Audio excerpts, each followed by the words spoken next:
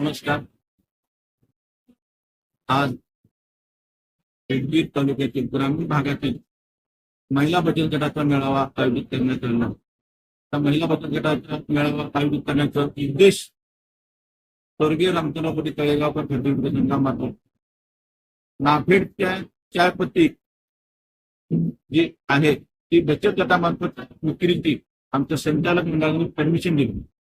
त्यामुळं आज आम्ही ह्या ठिकाणी आज महिला बचत गटातील मेळावा घेऊन चायपत्तीच्या संदर्भात आम्ही चर्चा केली.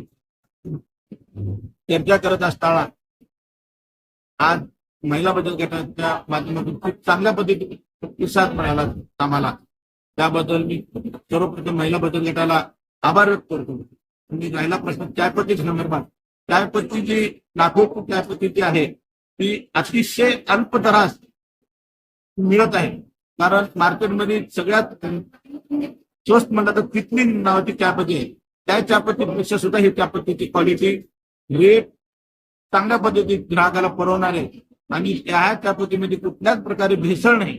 भेसळ नसल्यामुळे ग्राहकाला या चायपत्तीपासून कुठला म्हणजे धोका होत नाही. शरीर चहा पिल्यानंतर कुठलाही केमिकल टाकतात चायपत्तीमध्ये भेसळ टेस्ट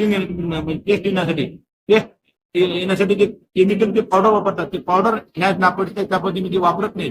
म्हणून आम्हाला ह्या चायपत्तीची क्वालिटी चांगली वाटल्यामुळे आम्ही संस्था अतिशय म्हणजे मन लावून ह्या चायपत्तीच्या माध्यमातून आम्ही सगळ्या ग्राहकापर्यंत जाण्याचा प्रयत्न करतो.